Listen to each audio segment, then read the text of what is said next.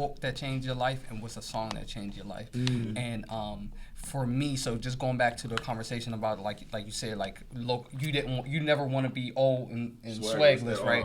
So that brought up an idea, and it just sparked in my head. Like, just think about what we glorified coming up, and it's like when we looked at that dude, like you're like, that dude, he came through with the chains and whips and stuff like that. It sparked two things in me. One is like, why did we glorify cats like that, right? Because of the chords, the chains, and stuff like that. But to be honest with you, that person's downfall is their ego. Yeah.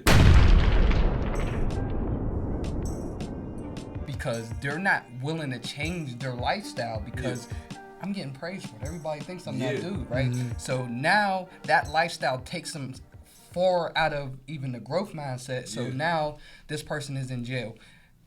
And y'all, it's funny because when you was giving your example, the first thing I could think of is like, you can tell when a dude goes to jail.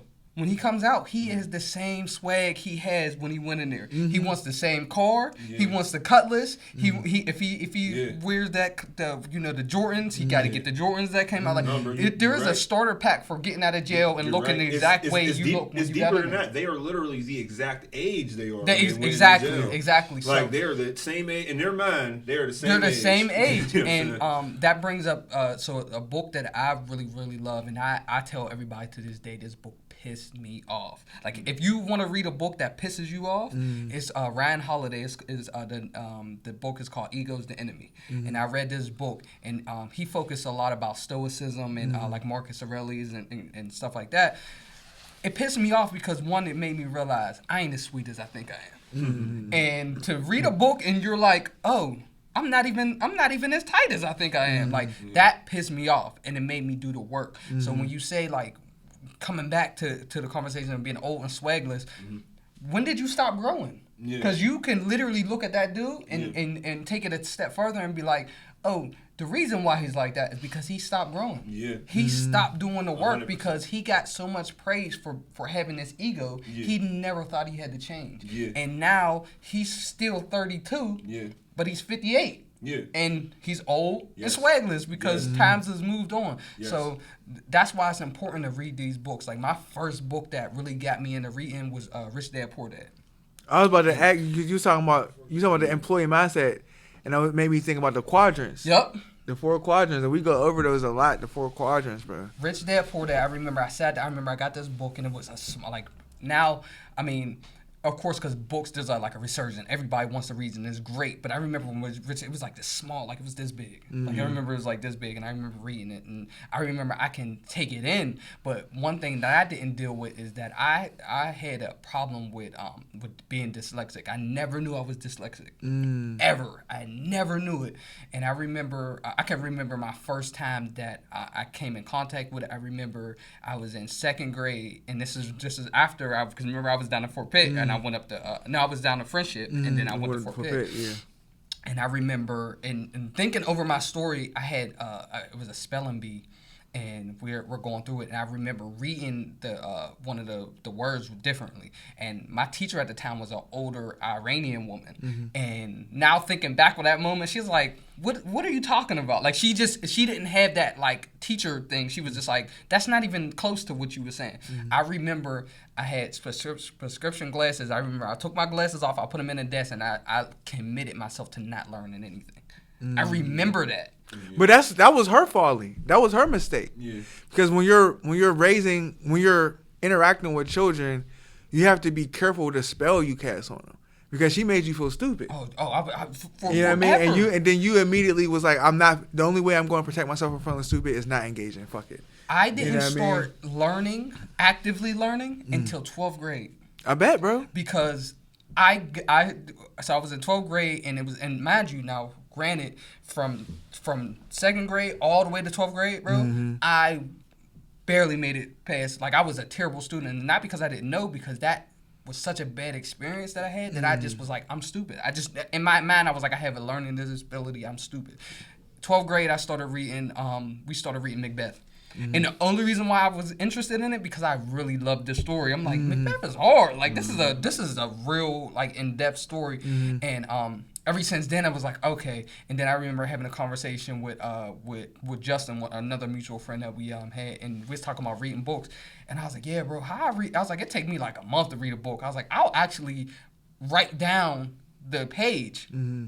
And I remember him looking at me like, why are you doing that? Like, why is it? And I remember thinking like, oh, I forgot that I even had this experience. So even the way I read books was different, because I would literally read books with a notebook, because I'm like, I can't understand. I have to write it out myself. Mm-hmm. And that's when I started being like, oh, you got to put time in it. So then I start putting more time in it. So now when I have those moments when words is flipped up, I take a second and go back to that book. So it's like, even the way we learn how to read is I mean, there's different ways. There's different levels. There's different ways. And then the thing about dyslexia is, and this is a wondering, right? I think that my mind is fucking everywhere sometimes. I really feel like dyslexia is a function of an ability that we no longer use in society, so we don't know what the function of it is. Because when you think about reading books, like, books aren't perpetually written in this way. Like, this isn't the way that things were written. This is the way that we do in a Western society, right? Books were top to bottom, left to right, like symbols. So like, dyslexia is really not. It's really a function of having to deal with a Western style of writing. It's not even really like, you know what I mean, like. So I feel like the function of it is something that we don't even understand anymore, because we don't have that society where dyslexia would be a benefit. You know what I mean? Like, you get what I'm saying? Like even I feel like a lot of the things that we deal with that we think are like ADHD.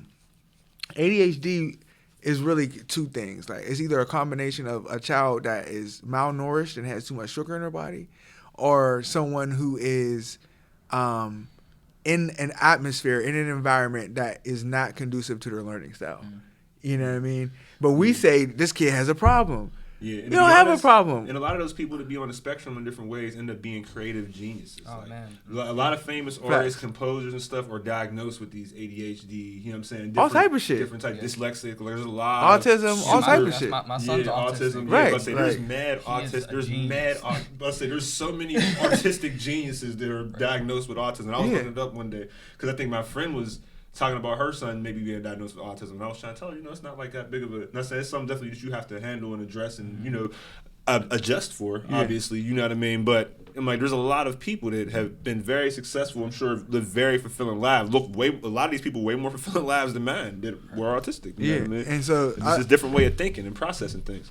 My kids, the kids I teach, I feel like their issues come from the environment not really being conducive to learning. Because the school environment is like similar to Peabody, where it's just like it's a mess. I mean, sometimes I would say after period 4, it turns into a certified daycare for young adults. You know what I mean?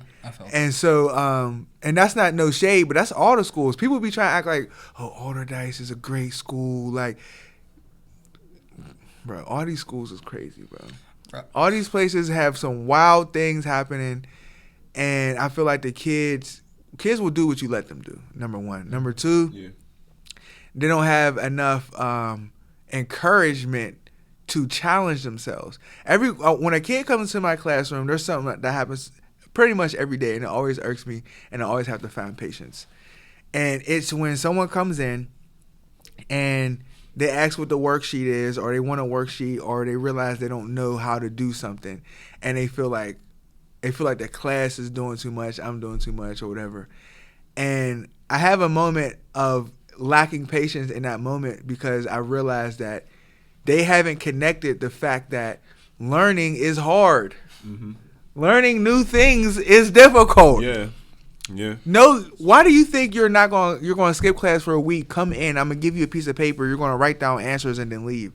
What world are you living in? Like, that's how I be feeling. Like, we're like... And I realized that I have to take up a moment of patience, because no one has taught them this. No one has showed them this. So I have to figure out how I can plant the seed. One thing I've been saying to my kids is the 5 Ps. Prior planning prevents poor performance. And I said to this one student, I was like, what are you planning for? You make no plans to come in here and succeed. And then it took it was the first time I've ever said anything to this kid, and I realized that they were sitting there.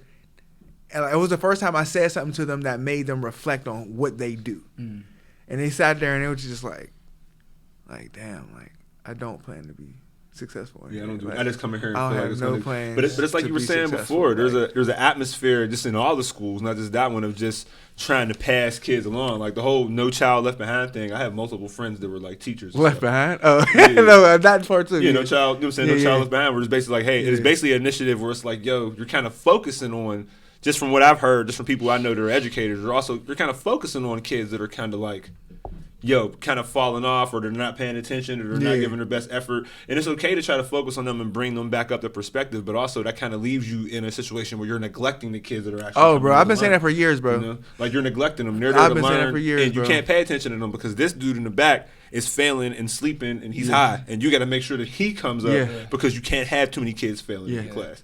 Like that system's flawed. Wow. To kind of deepen that example, when we was playing football for Peabody, right?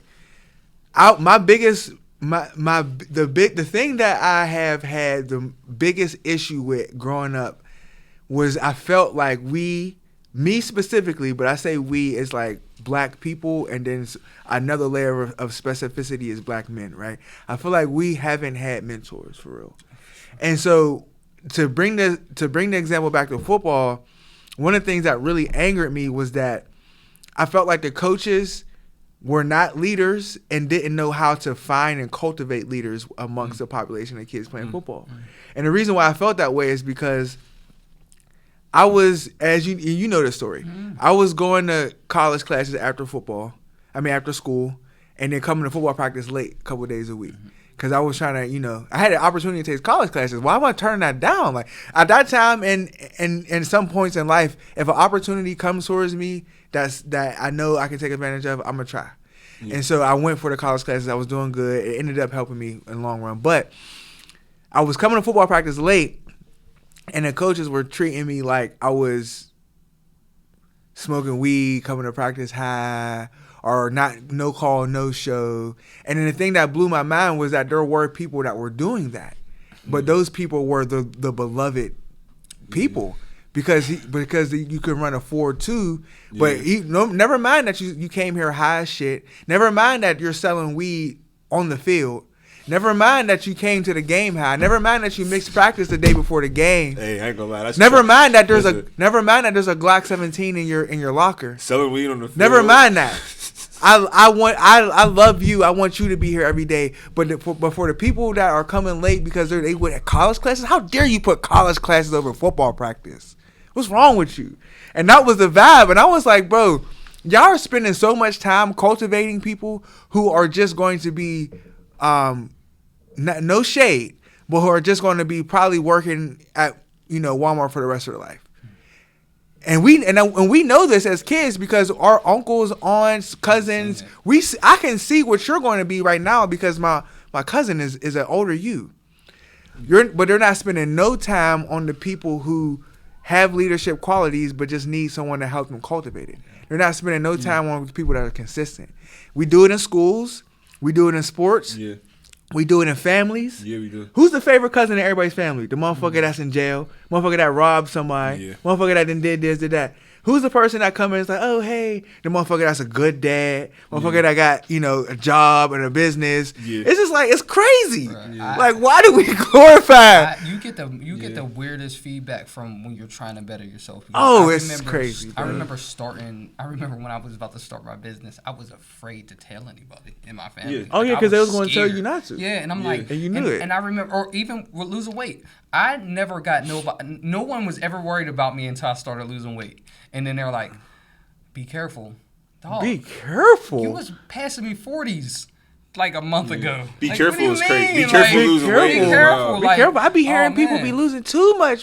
It's like, how? I be hearing people be losing. Don't work out too much. I'm like, this is not supposed to be on me. Like, this is not supposed to be here. But, just going back to what you were saying, just the growth and, whatever. But it's like, it's not rewarded.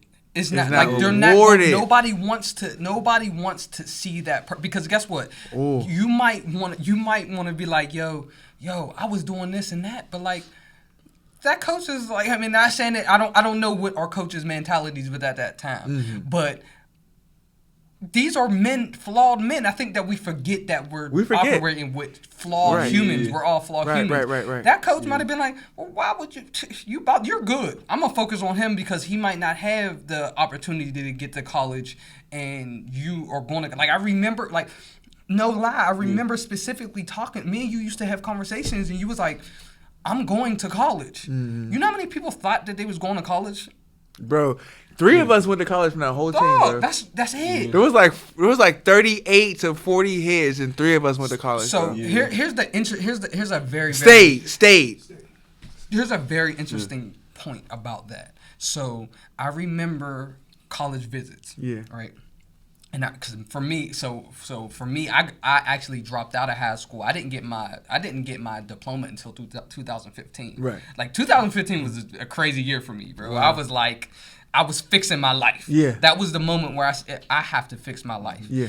I dropped out. So our graduation year was 2009. So I dropped out, and I remember going to an alternative school. Yeah. And but before that, so 08 hitting into 2009, I remember our coach, he was taking some of the guys to colleges. So we went to Baylor. Baylor? Yeah, we went to Baylor and visit. So at this moment, this coach knew my grades was terrible, but he wanted to show me, like, bro, there's stuff out there. Mm-hmm. So I remember going on that visit, and I remember thinking, like, oh, you got to get your stuff together. Like, you can't not do it. And I remember after that year, that will always stick with me. I call that my reverse Rudy moment. Like, cause you remember, like, they wouldn't. Rudy, they was like, "Nah, Rudy, you can't go. You're done." But I remember seeing that, and I remember thinking, like, I carry that with me all the time because I remember thinking, like, oh snap, like, there's more to this world than just, like, being in the hood. Yeah. Now going back to what you said, people, like, actually who went to college. The dudes that I went on that visit with, they didn't end up going, and I was the only one after 2015 and 16. I was the only one in college out of them, and they had the grades to go. Mm-hmm. It took me so long after dropping out and after getting my stuff together to actually go back to work up the courage to be like, I'm going to college. Mm-hmm. So you never know what, like, to your point, that kid that you said, yo, what is your plan? Mm-hmm. 5 years, 10 years on the line, he might be like, man, I remember I had a teacher that really said something to me that sparked that interest to be like, the world is bigger than where I'm at now. Mm-hmm. So I think that's important. We always need one of those men. We always forget that they're flawed. These are flawed humans. That man, the coach that didn't want to give you the opportunity, he probably was like, oh, he's good. Yeah, no, he's going to be good. No, when you said that, it made more sense because if you're looking at a dude who's taking college classes, who you obviously can see is excelling, and a dude who's not going nowhere unless he get a scholarship, who you going to focus more on? I'm going to focus on the dude who needs to get this scholarship to succeed because he's taking college classes. Yeah. What's your grades like? You got 3.0. Oh, you got a scholarship? Yeah, and I understand how as an adult you can fall into that, you know what I mean, thing. Just looking at these two, like, all right, he obviously, even if you have a kid, you might have 2 kids, and it comes off like that. This kid is going to be some. He's never giving me any problems. He's way too smart for his age.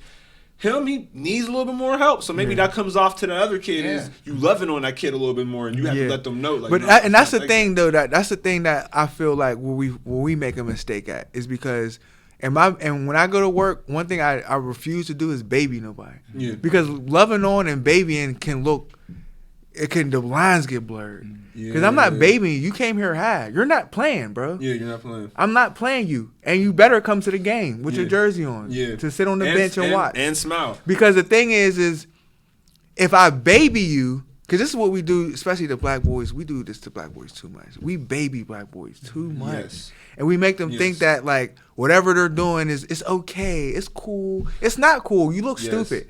And I ain't gonna lie to you. I talk to my kids. I don't talk to my kids crazy, but I do talk to them a little crazy. Because I'll tell them, you look stupid. Yeah.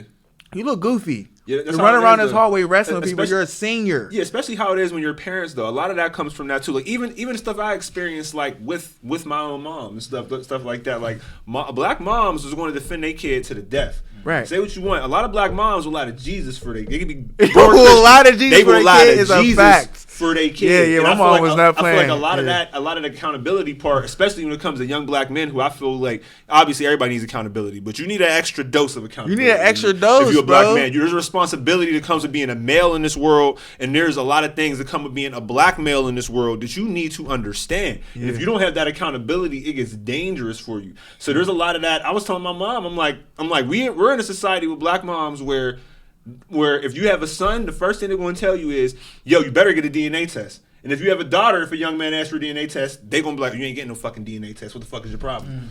Who do you think you are? Yeah. I've seen people that I've literally seen it. I've two different responses. Two different responses. I've seen it in my own family. I've seen it in other people's families. So I feel like a lot of times it's that accountability. I've seen people I know, you know what I mean, have shit that I feel like wasn't real, and they're... Yo, I know the pod is getting good, but we have a message from our sponsors. Did you know that only half the adults with mental illness actually get treated? Or that 2.5 million youth in the U.S. actually suffer from severe depression? Our sponsors, the House of Wax, is raising awareness of mental disorders through knowledge, education, and music as a collective resource hub. So let's normalize talks about mental health. To continue to raise awareness, for resources, visit the house at waxmentalhealth.org. And if you know someone in crisis, make sure you tell them to dial the crisis hotline at 988 because you are not alone.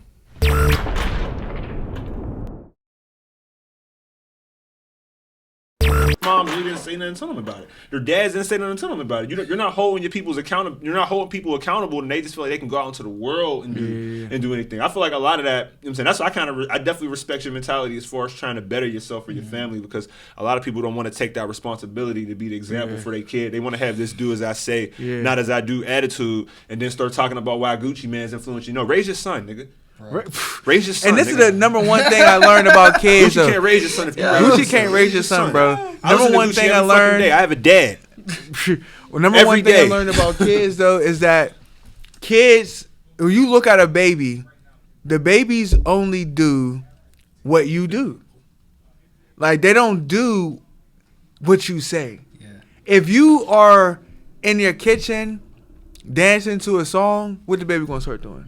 They're going to start dancing. They're going to start smiling. 100%. If you're walking around a crib saying F this and F that, next thing you know, they're going to be like, fuck this, fuck that. And you're like, what? You're bad. You're bad. Why are you doing that? You know, they don't know. They see you doing it. Yeah, you're not educating them. Like, to me, it's like, okay, if you want to do it, like, for instance, my dad played for the Raiders. He has a thing where he think he's from the West Coast every once in a while. He's probably riding around with a Compton hat right now. You get on my nerves with that. Like, he'll literally be in the car, bump, bump. I started this gangsta shit, bump, bump. And that was my dad's favorite song when I was younger. But my dad kicked me so. But guess what? I knew way better to think I was Ice Cube. I knew way better to even start rap. I didn't even start feeling like I was that type of dude until I started getting older and going through my own little experiences in the street. Yeah. And it started resonating with me a little bit more. When I was young, I knew better. Because even though I heard that music or I seen an R-rated movie, I still had somebody there directing me. No, that's not what a man do. If I ever hear you doing this, you getting in trouble. If somebody ever come home and tell me you doing that, it's going to be an issue. He just preached and bred accountability so much that it got on my nerves. So I was able to survive listening because I'm a huge hip hop fan. My favorite rappers growing up was like Cameron and DMX.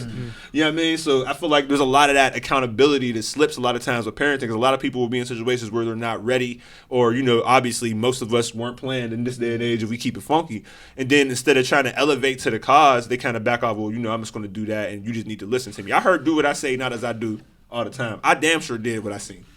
Good or bad from both my parents, at least once. So like most of the time. I think so there's a lot to pull from that, because I think that, you know, for kids, and I'll say this for me, I had to learn how to have, Eric Thomas talks about this a lot, is the ability to self-assess, right?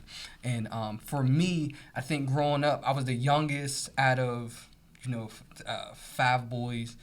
And then, you know, when my sister passed, I got my nieces came in, and so I spent a lot of time just being me. Yeah. Right. My brother, when I was going into high school, my brother was going to college, and so it was like a lot of times where I was just like sitting there with my thoughts. Yeah. And I watched my brothers, because one of my brothers was in the streets. My older brother Andre, he went to college for football. I had other, so I had all of these examples to pick from, right? And I think that my ability to self-assess and be like, okay, you're not a gangster. Mm-hmm. Definitely not a gangster. You can be tough at times, but do you really want that? No. Yeah. You're kind of short to go to college to play football, but you do know you have the mentality to want more. Mm-hmm. And I think what we have to instill in the kids, and that's what I instill in my son, I'll try to do something with him, and if he's like, nah, I'm cool with it. Like I was saying earlier, he loves water. We got him into swimming. Now he's a fish. He's getting it. Yeah. I never push nothing on him, but also he watches what I do when I do my marathons, and now he wants to run. So you're leading by example, but I'm doing it out of my ability to self-assess, because I'm like, my dad never pushed nothing on me. I grew up, man. Listen. And you know this, growing up in the hood that we're from, man, Garfield, bro. And I know y'all had the same thing.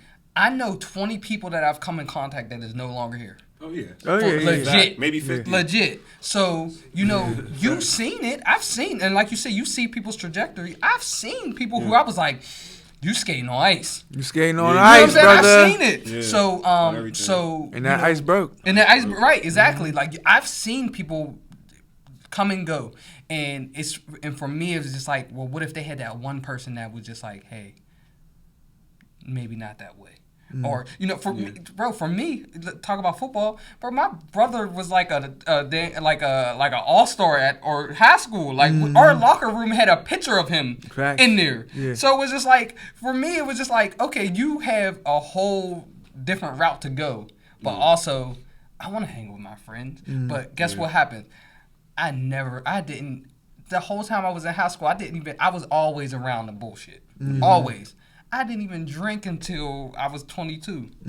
I never even drank. I didn't smoke. You remember, I didn't even smoke. But I was always at the 24-hour store with them. Yeah. I missed 90% of 9th grade because I was hanging with the wrong people. I knew better. Yeah, y'all went down to the 2-4? Yeah, I was always. Like I always tell people, like, when I tell people, yo, my life switched, I was smoking Black and Milds when it was the Philly Peach. Bro, Philly Peach with the grape tips. Motherfucking cherry tips. Cherries smoking Black and Milds like 2006, 2005, boy. I used to be young as hell. They be like, oh, man, like, you, like, and they probably look at me like a square. They like, oh, but you don't do nothing, bro. I'm like, bro, I've seen it.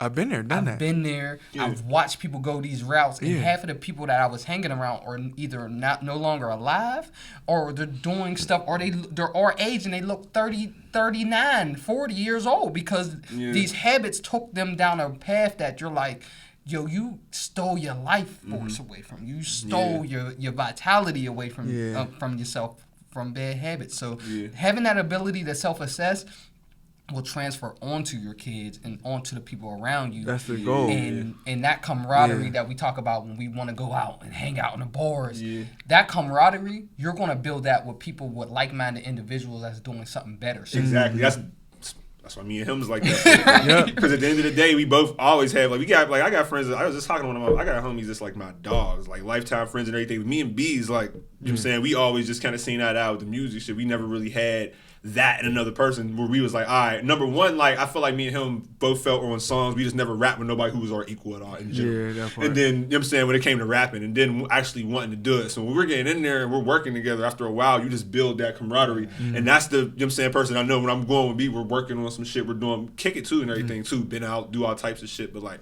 it to me, those are the best type of friendships where you can either get somebody who's going to encourage you to do your thing, if you're doing, because I got plenty of friends that encourage and support me, or you get people that you can work with and come up with, you know what I mean, build businesses with, and build entities with that can help feed other people and shit. Yeah.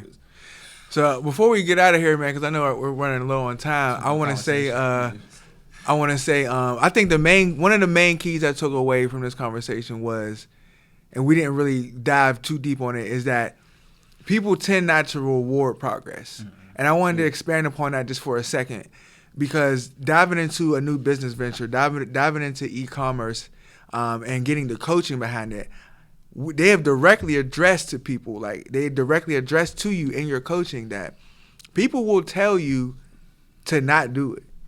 People will tell you like, oh man, like that sounds hard. Oh, that sounds like, oh man. And the thing is that it's not advice.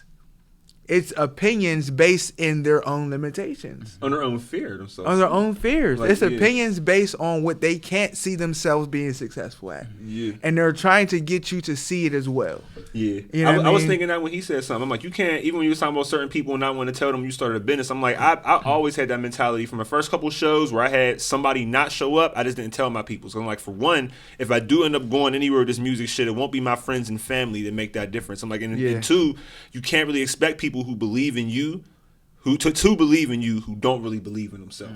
If they think it's completely impossible for them to do some shit, how in the world can they see you doing it? You know what I'm saying? They see you like a regular. If they see you like they're equal, you know what I'm saying? So I had this interesting moment when I was doing a marathon, and you know my goal was to meet 4 hours. So I had a 4-hour mark. I wanted to break it in 4 hours, and I'd end up not doing it. And there was a point in the marathon where I knew I wasn't going to make it. Now, granted, this was the most public I've ever been with this goal. I've texted some of my closest people that like, this is what I'm going. This is how you can track me. I got text back. I got some people that didn't text me back, and it made me be like, okay, I really got to do this. There was a point where I realized I wasn't going to make that goal, and I felt so bad because I was like, what is everybody going to think about me? Here's this dude that went out for this goal and didn't get it. But then I thought about it, and I was like, I'm actually trying to do something. And the fact is, if I wasn't trying to do something, they wouldn't even care. They wouldn't even be like, yo, what is Darnelle doing right now? The fact that I actually made that goal public and tried it, I'm going to inspire more people by trying it and failing than sitting on my ass and doing nothing at all. Absolutely. So that just goes to this, like, yo, there's like in 100 years, everybody, and I think Alex Hamosi said this. In 100 years, everybody that you ever known will be dead, including you. If you don't go for what you're going for now, what does it really matter? Because who are you impressing? If in 100 years, everybody gonna be gone. Yeah. It don't matter. It don't matter. Do what you need to do to get to where you want to go. And there were just two points on that. The first one, make sure you protect your mentality. The 4 agreements calls it a combination of not taking anything personal and not making assumptions. The 3 simple steps calls it protecting your mentality. Essentially, shield yourself from other people's influence because it has no bearing on who you are, and it should have no bearing on how you think yourself.